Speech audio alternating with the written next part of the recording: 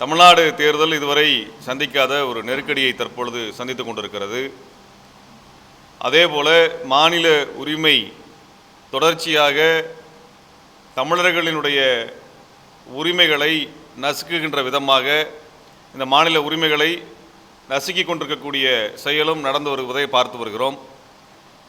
இந்த நடந்து முடிந்த சட்டமன்ற தேர்தலில் மும்முனை போட்டியாக நடந்து 3 கட்சிக்கும் பெரும்பான்மை இல்லாத நிலையிலே ஆளுநராக இருக்கக்கூடியவர் தமிழ்நாட்டிலே அடுத்த அமைச்சரவை ஆளுங்கட்சியாக பொறுப்பேற்கக்கூடிய தகுதி படைத்த கட்சியை அழைத்திருக்க வேண்டும்.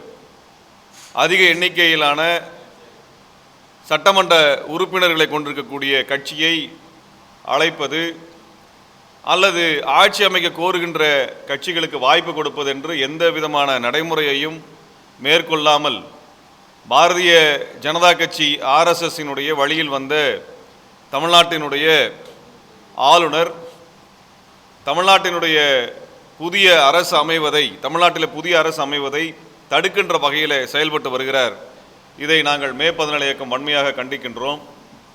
நேற்றைய தினம் இந்த சட்டமன்ற தேர்தலில் அதிக சட்டமன்ற உறுப்பினர்களை வைத்திருக்கக்கூடிய தமிழக வெற்றி கழகத்தினுடைய தலைவர் திரு ஜோசப் விஜய் அவர்கள் ஆட்சி அமைப்பதற்கான உரிமை கோருகின்ற கடிதத்தை ஆளுநருக்கு சமர்ப்பித்திருக்கின்றார். ஆளுநருடைய பொறுப்பு என்பது இந்த சட்டசபையிலே பெரும்பான்மையை வைத்திருக்கக்கூடிய அல்லது நிரூபிக்கக்கூடிய அல்லது அதற்கான தகுதி படைத்த கட்சிக்கான அனுமதியை வழங்குவது என்கின்ற அளவில் தான் இருக்கிறது. அவருக்கான விதிகளை வரையறுக்கக்கூடிய வரலாறை பார்த்தோம்னா இந்த ஆளுநர் தன் விருப்பத்திற்கு ஏற்ப கட்சிகளை அழைப்பது, தன் கருத்திற்கு ஒவ்வாத கொள்கைகளுக்கு ஒவ்வாத கட்சிகளை நிராகரிப்பது என்கின்ற செயல்பாடு நீண்ட காலமாகவே இந்திய வரலாறு இருந்து வந்திருக்கிறது.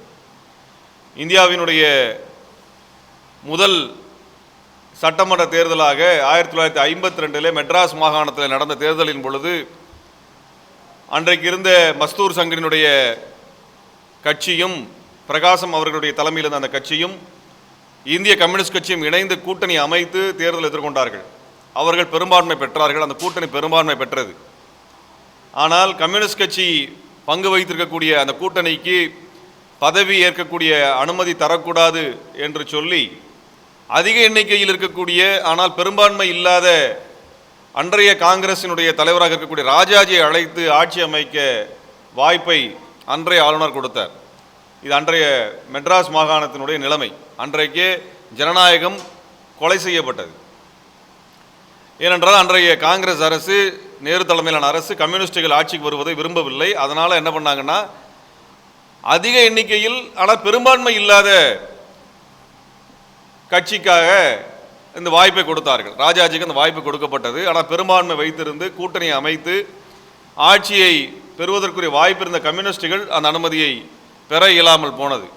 இதே போன்ற நிலை பல மாநிலங்களில் தொடர்ந்த காரணத்தினால் 1971 கமிட்டி ஆஃப் கவர்னன்ஸ் என்று சொல்லி இந்த ஆளுநர்களுடைய அதிகாரம், குறிப்பாக சட்டசபையில் யார் ஆட்சி அமைப்பது என்பது குறித்தான ரெப்ரசன்டேட்டிவ் பீப்புள் ஆக்ட் மற்றும் மாநில உரிமை குறித்தான ஆளுநர் உரிமை குறித்தான அந்த சட்டங்களை எல்லாம் அதிகாரங்களை எல்லாம் சீர்தூக்கி பார்த்து அவர்கள் ஒரு பரிந்துரைகளை வழங்கினார்கள். அதன் அடிப்படையில் தேர்தலுக்கு முன்பு கூட்டணி அமைத்து பெரும்பான்மை பெற்றிருக்கூடிய கட்சியை அழைப்பது அல்லது அதிக எண்ணிக்கை வைத்திருக்கக்கூடிய கட்சியை அவர்கள் ஆட்சி அமைக்க அழைப்பது. அதுவும் இல்லை என்றால் தேர்தலுக்கு பின்பு ஒரு கூட்டணி அமைத்து பெரும்பான்மையை பெறக்கூடிய அந்த கூட்டணி கட்சிகளை ஆட்சி அமைக்க அழைப்பது என்றெல்லாம் நெறிமுறைகள் வகுக்கப்பட்டன. இது 1988 காலகட்டத்தில் அமைக்கப்பட்ட சர்க்காரியா கமிஷன் இந்த நெறிமுறைகளை வரையறுத்து கொடுத்தது. அதற்கு பிறகு பூஞ்சி கமிஷன் இது குறித்து பேசி அவர்களும் இதே நெறிமுறை ஏற்றுக்கொண்டார்கள். 1994 நடந்த எஸ்ஆர் பொம்மை அவர்களுடைய, அதாவது கர்நாடகத்திலே ஆட்சி அமைக்கக்கூடிய உரிமை கோரிய எஸ்ஆர் பொம்மைக்கு ஒரு அநீதி நடந்த பொழுது அவர் உச்சநீதிமன்றத்தை நாடினார். அப்பொழுது உச்சநீதிமன்றம் என்ன சொன்னது என்றால், எந்த கட்சிக்கு பெரும்பான்மை இருக்கிறதோ, அதாவது அதிக எண்ணிக்கையிலான பெரும்பான்மை இல்லாமல் ஒரு தொங்கு சட்டசபை உருவாக்கக்கூடிய சூழலில் எந்த கட்சிக்கு அதிகமான உறுப்பினர்கள் இருக்கிறார்களோ, சட்டமன்ற உறுப்பினர் இருக்கிறார்களோ அந்த கட்சியை அழைக்க வேண்டும் என்று உச்சநீதிமன்றம் தீர்ப்பு கொடுத்தது. ஆளுநரினுடைய அதிகாரத்தை வரையறுத்து கொடுத்தாங்க. அப்போ இந்த வரையறைப்படி எந்த நடவடிக்கையும் தமிழ்நாட்டினுடைய இன்றைய ஆளுநர் மேற்கொண்டிருந்தால் விஜய் அவர்களுக்கான ஆட்சி அமைக்கக்கூடிய உரிமையை அங்கீகரித்திருப்பார். அப்படி எதுவும் நடக்கலை. இப்போ நம்ம என்ன கேட்குறோம்னா, அதிமுக திமுக இரண்டு கட்சிகளும் இரண்டு கூட்டணிகளும் ஆட்சி அமைப்பதற்கான உரிமை கோரவில்லை. அவங்க வந்து நாங்கள் ஆட்சி அமைக்கணும்னு கேட்கல. ஆட்சி அமைக்கணும்னு கேட்ட ஒரே கட்சி தமிழக வெற்றி கழகம் தான் கேட்டிருக்கிறாங்க. திரு விஜய் அவர்கள் தான் சந்தித்து பேசியிருக்காங்கன்னா, தமிழ்நாட்டில் உடனடியாக மக்களாட்சி நிலவுவதற்கான வழிமுறையை செய்வது தான் ஒரு ஆளுநரோட வேலை. அப்போ மக்களாட்சி பொறுப்பேற்பதற்கான ஒரு வாய்ப்பை அவர்கள் தமிழக வெற்றி கழகத்திற்கு கொடுத்திருக்க வேண்டும். பெரும்பான்மையை நிரூபிப்பது என்பது சட்டசபையில் தான் நிரூபிக்க வேண்டுமே ஒழிய அதை ஆளுநருக்கு நிரூபிக்க வேண்டிய அவசியம் இல்லை. ஆளுநர் வந்து சபாநாயகர் கிடையாது. ஆளுநருக்கு வந்து ஒரு கட்சியை பற்றியான மதிப்பிடுவதில் எந்த அளவீடுமே கிடையாது. அவருடைய விருப்பத்திற்கு ஏற்ப அவருடைய அதிகாரத்தை வளைத்துக் கொள்ளக்கூடிய வகையில் நடந்து கொண்டிருக்கிறார்கள். பெரும்பான்மையை ஆளுநர் நிரூபிக்க வேண்டும் என்கின்ற அவசியம் இல்லை. அதை சட்டசபையில் நிரூபிப்பது என்பது மக்கள் மன்றத்தை நிரூபிப்பதற்கான அடையாளமாக மாறும். அப்படிப்பட்ட வாய்ப்பை அவர் தமிழக வெற்றி கழகத்தை கொடுத்திருக்கணும். அவர் பெரும்பான்மை நிரூபிக்க வேண்டிய பொறுப்பை அவர் கையில் கொடுத்திருக்க வேண்டும். பெரும்பான்மையான ஒரு அரசை நிறுவுவது என்கின்ற எதேச்சதிகார ஒரு தனத்தை ஆளுநர் மேற்கொண்டிருக்கிறார். அதுதான் தமிழ்நாட்டில் நாம் எச்சரிக்கையோடு கவனிக்க வேண்டியது. இது வந்து திமுக அதிமுக தாவேகா என்கின்ற கட்சி சார்ந்த அரசியல் நாங்கள் நின்று பேசலை. தமிழ்நாட்டினுடைய மாநில உரிமை சார்ந்து பேசுகிறோம். இது நாளைக்கு எல்லா கட்சிக்கும் இது போன்ற ஒரு சூழ்நிலை வரலாம். அந்த இடத்துல தான் தமிழ்நாடு மக்கள் இந்த ஆட்சி அமைக்கின்ற உரிமை குறித்து தெளிவோடு இதை அணுக வேண்டியது இருக்கிறது. ஒரு தனிநபர் ஒரு ஆளுநர் முடிவு செய்ய முடியாது. மக்கள் வாக்களித்திருக்கிறார்கள். அந்த வாக்களிப்பின் அடிப்படையில் இந்த கட்சிகளுக்கு இவ்வளவு விகிதத்தில் வாக்குகள் கிடைத்திருக்கின்றன, சட்டமன்ற உறுப்பினர்கள் கிடைத்திருக்கிறார்கள். அவர்கள் பெரும்பான்மையோ அல்லது பெரும்பான்மை தவறுகிறார்கள் என்றாலோ அதை சட்டமன்றத்தில் நிரூபிக்கட்டும், மக்கள் மன்றத்தில் அது நிரூபிக்கப்படட்டும். அதை வந்து அப்படியான ஒன்றை வந்து தான் நம்ம வந்து முன்வைக்கிறோம்.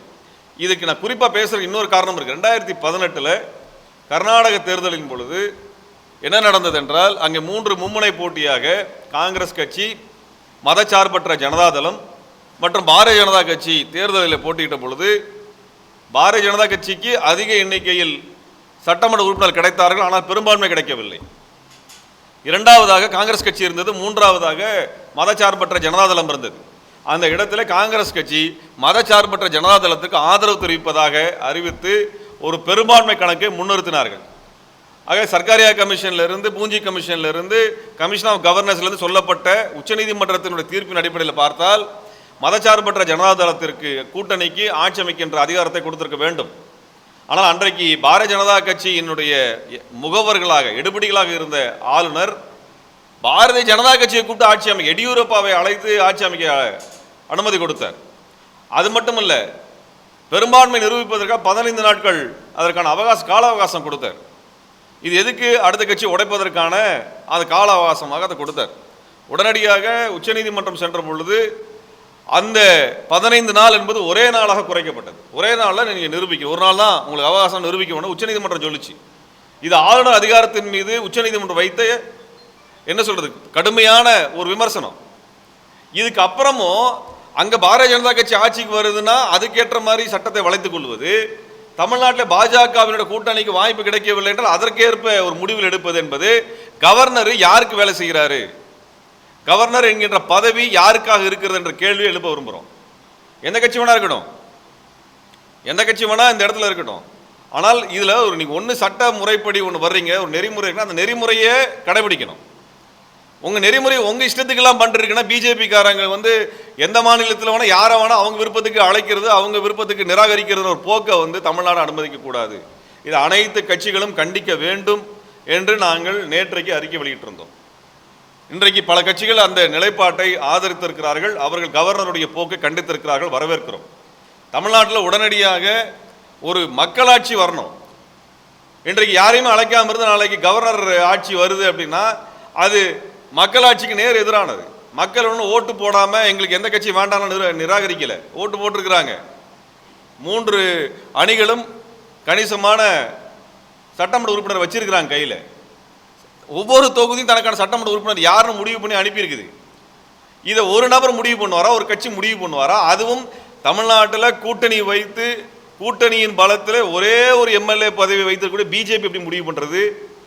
பிஜேபி எப்படிங்க முடிவு பண்ணோம்? அந்த பிஜேபி கட்சிக்காரங்க தமிழ்நாட்டில் யார் வரணும் யார் வரக்கூடாது முடிவு பண்ணுவாங்களா? அப்படிப்பட்ட ஒரு மோசமான சூழலை அனுமதிக்கக்கூடாது, தமிழ்நாடு அனுமதிக்கக்கூடாது. இதில் விருப்பு வெறுப்பெல்லாம் பார்க்கக்கூடாது என்றுதான் மே 14 சொல்லுது.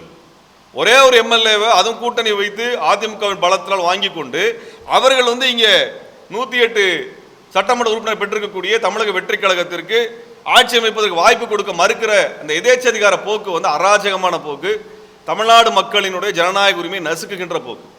இதை வன்மையாக கண்டிக்கிறோம். இதில் ஸ்ரீதர் வேம்பு என்ன பேசியிருக்காரு, அவர் RSS சங்கி, அவர் என்ன பேசியிருக்காரு? இப்போ ஆளுநர் ஆட்சி வரணும்னு பேசியிருக்கிறார். ஆளுநர் ஆட்சி வர்றதுக்கு பற்றியான பரிந்துரை பிஜேபி ஏன் இப்போ பேசுது? ஏன் பேசுது? ஆளுநர் ஆட்சி யார் கேட்டா? எதுக்கு ஆளுநர் ஆட்சி கொண்டு வரணும்? எதுக்கு கவர்னர் ஆட்சிக்கு திரும்பி வரணும்? மக்களாட்சி தான் வரணும். ஏன்னா பாஜக விருப்பப்பட்ட சட்டங்களை எல்லாம் நிறைவேற்றுவதற்கான சூழலை பாஜக தன்னுடைய தேர்தலில் மிக மோசமாக தோற்று போயிருக்கிறார்கள். ஒன்று மிக தெளிவாக தமிழ்நாடு மக்கள் ஒன்று சொல்லியிருக்கிறாங்க, திமுக கூட்டணியை நாங்கள் நிராகரிக்கிறோம்னா பிஜேபி கூட்டணிக்கு வாக்களிக்கின்ற அவசியம் இல்லை என்ற முடிவு எடுத்திருக்கிறாங்க. அதை நாங்கள் வரவேற்கிறோம். அவர்கள் தாவேக்காவை தான் தேர்ந்தெடுத்திருக்கிறார்கள், பிஜேபி கூட்டணியை நிராகரித்திருக்கிறார்கள். தமிழ்நாடு மக்கள் பிஜேபி கூட்டணி நிராகரித்திருக்கிறார் என்பதுதான் செய்தி. அதுவும் 4 எம்எல்ஏ வைத்திருந்த பிஜேபி இன்னைக்கு 1 எம்எல்ஏ தான் வச்சிருக்குது. அதுவும் ஊட்டியில் அதிமுகவினுடைய வலிமையான தொகுதியில் தான் வென்றிருக்கிறார்கள். இதுதான் நிலைமை, இதுதான் பிஜேபியோட நிலைமை. தமிழ்நாடு மக்கள் மதவெறியை நிராகரித்திருக்கிறார்கள். திருப்பரங்குன்றத்தில் கலவரம் பண்ணுறேன்னு சொல்லி அத்தனை அழிச்சாட்டியம் செய்த அந்த பிஜேபியை நிராகரித்திருக்கிறார்கள். பிஜேபிக்கு தேர்தலில் பிரச்சாரம் பண்ணுறது யாரெல்லாம் வந்தாங்க? பிரதமர் வந்தார், திருப்பரங்குன்றத்துக்கு போனார், அமித்ஷா வந்தார், அவர் நகரவளம் வந்தார், மகாராஷ்டிராவினுடைய முதல்வர் வந்தார். அவர் என்ன சொன்னார்? நீங்கள் ஓட்டு போட்டால் தான் உங்களுக்கு மதுரைக்கு மெட்ரோ வரும்னு பிளாக்மெயில் பண்ணார். இத்தனை பேரையும் கொண்டு வந்து இறக்குனாங்க பிஜேபி. இத்தனை அமைச்சர்கள், இத்தனை முதலமைச்சர்கள், இத்தனை பரப்புரைகளை செய்தும் ஒரே ஒரு இடத்துல தான் பிஜேபி ஜெயிச்சிருக்குன்னா தமிழ்நாடு மக்கள் 234 தொகுதியில் ஒரே ஒரு தொகுதி தான் பிஜேபி கொடுத்து, அதுவும் கூட்டணி என்பதால் கொடுத்தாங்க. இல்லைன்னா பிஜேபி தொடை தெரியப்பட்டிருக்கும். இதுதான் தமிழ்நாடு மக்களோட ஒட்டுமொத்த முடிவு. எங்களுக்குள்ள இருக்க மாநில கட்சிகள் நாங்கள் வாக்களிச்சுக்கிறோம், ஆனால் பிஜேபி கூட்டணிக்கு வாக்களிக்க மாட்டோம் என்று பேசிவிட்டார்கள், தெளிவாக சொல்லிட்டாங்க. அப்புறம் எதுக்கு மறுபடியும் இங்கே யார் ஆட்சி அமைக்கணும் அமைக்கக்கூடாதுன்னு பிஜேபி முடிவு பண்ணலாம்? அதை தான் நாங்கள் இப்போ கேட்குறோம். இன்றைக்கு தமிழ்நாட்டில் ஆட்சி அமைக்கப்படணும். தமிழக வெற்றி கழகத்திற்கு ஜனநாயக சக்திகள் இந்த புள்ளியில் இருந்தாவது கவனிக்க வேண்டும். இதை இந்த புள்ளியில் இருந்தால் கவனிக்க. நாளைக்கு ஆளுநர் ஆட்சியை நம்ம தலையில் திணிக்கிறதுக்கா? ஆளுநர் ஆட்சி நடந்ததுக்காக கொண்டு வந்ததுக்கு பின்னாடி இவங்க என்ன வேணா செய்வாங்களே, மாநிலத்தை என்ன வேணா செய்வாங்கல்ல. இப்போவே யோசிச்சு பாருங்க, நேற்றுக்கு ஒரு நாளுக்குள்ள என்ன நடந்திருக்கிறது? அவர் ஆட்சி அமைப்பதற்கான அனுமதியை கொடுக்கல. அதே நேரத்தில் மணி லாண்டரிங் கேஸ் பிஎம்எல்ஏ வழக்கு திரு விஜய் மேலே ஏவப்பட்டிருக்கிறது, அந்த வழக்கு கொண்டு வரப்பட்டிருக்கிறது. அதே நேரத்தில் மும்மொழி கொள்கையை முன்வைக்கக்கூடிய PM ஸ்ரீ திட்டத்தை உடனடியாக நடைமுறைப்படுத்தணும்னு ஒன்றிய அரசினுடைய கல்வித்துறை கடிதம் அனுப்பியிருக்குது. நான் கேட்குறேன், இங்கே ஒரு ஆட்சி அமையலை, மக்களாட்சி அமையாதப்ப இத்தனை நெருக்கடி பிஜேபிக்காரன் கொடுக்குறான். இது எவ்வளோ பெரிய அராஜகமான போக்கு! தமிழ்நாடு மக்களை பற்றி என்ன நினைக்கிறாங்க? அப்போ இந்த புள்ளியில் இருந்தால் பார்க்கணும். இப்போ நீங்கள் திமுகவினுடைய தலைவர் மரியாதைக்குரிய முன்னாள் முதலமைச்சர் மு.க. ஸ்டாலின் அவர்கள் தெளிவானு சொல்லியிருக்காங்க, நாங்கள் 6 மாதம் இவர்களுடைய ஆட்சியை அல்லது இவர்களுடைய அந்த ஆட்சி காலத்தை நாங்கள் தொந்தரவு செய்ய மாட்டோம் அப்படின்னு தெளிவாக மிக ஜனநாயகமான ஒரு அறிக்கை வெளியிட்டிருக்கிறாங்க. இப்போ இப்படி எல்லாருமே வெளிப்படையாக சொன்னதுக்கு பின்னாடியும் இவர் ஆட்சி அமைக்க விடக்கூடாதுன்னு சொன்னால், அப்போ யார் ஆட்சி அமைக்கிறதுக்காக பிஜேபி விரும்புகிறது என்றால் கவர்னரினுடைய ஆளுநரினுடைய ஆட்சியை கொண்டு வந்து அவர் திட்டங்களை நடைமுறைப்படுத்த விரும்புகிறான்றதால் புரிந்து கொள்ள முடியும். அதுதான் நான் பேசி முடிச்சிடுறாங்க, அப்புறமேல் பேசலாம், ஒன்றும் அவசரம்லாம் ஒன்றும் இல்லை, 2 மணி நேரம் கூட உட்காந்துருங்க. அப்போ இப்படிப்பட்ட ஒரு நிலைமையை கவனத்தில் எடுத்துக்கணும்னு தான் நான் தமிழ்நாடு மக்களுக்கு வேண்டுகோள் வைக்கிறோம்.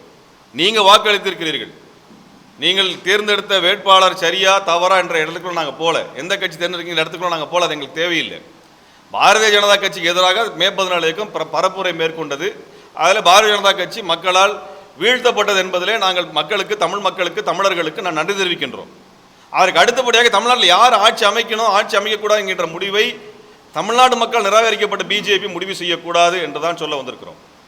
அதில் ஆளுநர் வந்து பிஜேபி சாதகமாக அவங்களுக்கு ஏற்பதை போன்ற ஒரு ஏற்புடைய ஒரு நிலையை எடுப்பதை நாங்கள் வன்மையாக கண்டிக்கிறோம். தமிழக வெற்றி கழகத்திற்கு பெரும்பான்மையான அதிகப்படியான எம்எல்ஏக்கள் இருக்கிறாங்கன்னா அவங்க ஆட்சி அமைப்பதற்கான வாய்ப்பை கொடுங்க. அவங்க தங்களுடைய பெரும்பான்மை சட்டசபையில் நிரூபிக்கட்டும், அவங்க நிரூபிக்கட்டும். அது ஆளுநர் வேலை இல்லை, பிஜேபியோட வேலை இல்லை, RS சங் பரிவாரோட வேலை அல்ல. இந்த போக்கை அனுமதிக்க கூடாது. இந்த போக்கு முடிவுக்கு வருவதற்கு தமிழ்நாட்டினுடைய ஜனநாயக சக்திகள் ஒன்றுபட்டு குரல் கொடுக்க வேண்டும் என்று நாங்கள் விரும்புகிறோம். அப்படிப்பட்ட ஒரு நிலைமை வரணும். தமிழ்நாடை பாதுகாப்பது என்பது இந்த பிஜேபியின் தொடர் தாக்குதலில் இருந்து நம்மை பாதுகாத்துக் கொள்வதற்கான அனைத்து கட்டங்களிலும் ஒன்றுபட்டு நிற்க வேண்டும் என்பதுதான் எங்களது குரலாகவும் எங்களது கோரிக்கையாகவும் இச்சமயத்தில் இருக்கிறது என்பதை நாங்கள் தெளிவுபடுத்த விரும்புகிறோம்.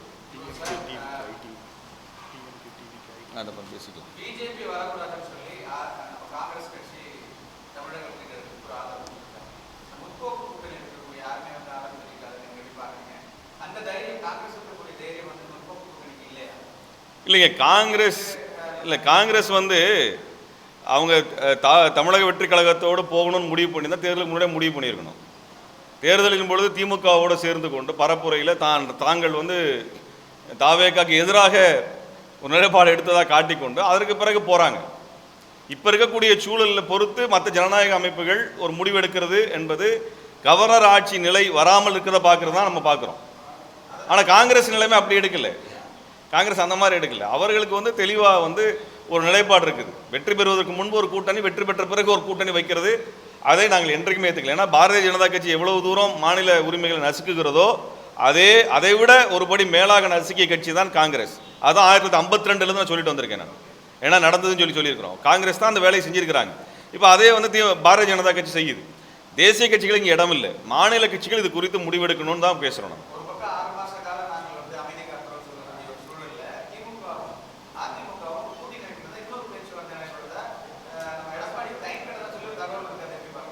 இப்போ அதிமுக திமுக ரெண்டு பேரும் பேசினதாக ரெண்டு கட்சிகளும் அதிகாரப்பூர்வமாக அறிவிக்கல.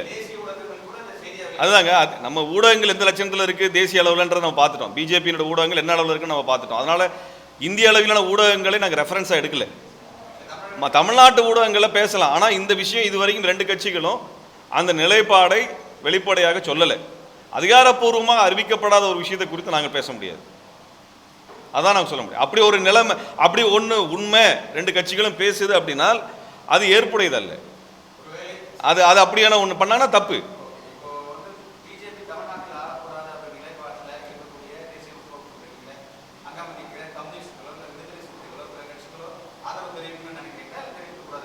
இல்லை, அது வந்து அந்த கட்சிகளினுடைய ஜனநாயக முறையில் அந்த கட்சி தான் முடிவெடுக்கணும். விடுதலை சிறுத்தைகளோ கம்யூனிஸ்ட் கட்சிகளோ தமிழ்நாட்டு நலனுக்கு எது பயன்படும், தங்களுடைய கொள்கைக்கு எது சரியானதாக இருக்கும் என்பதை அந்த கட்சி தான் முடிவு பண்ணணும். ஏன்னால் அது வலிமையான கட்சி, மக்களை சென்று சந்தித்திருக்கிறார்கள், சட்டமன்ற உறுப்பினர்களை பெற்றிருக்கிறார்கள். அவர்கள் பேசி முடிவெடுப்பது தான் சரியானதாக இருக்கும்னு நான் நினைக்கிறேன். அவங்க கம்யூனிஸ்டுகளோ விடுதலை சிறுத்தைகளோ அல்லது இதர கட்சிகளோ மதச்சார்பற்ற நிலைப்பாடை எடுத்தவர்கள் அவர்கள் தனியாக முடிவெடுத்தாதான். நாங்கள் யார் ஆட்சி அமைக்கணும் நாங்கள் சொன்னோன்னா நம்ம சரியாக இருக்காது. அந்த மாதிரி இடத்துக்குள்ள நாங்கள் போக முடியாது. நாங்கள் என்ன சொல்லணும்னா ஆளுநர் ஆட்சி அப்படின்னு ஒன்று வருதுனால் அதை நாங்கள் நிராகரிக்கிறோம்.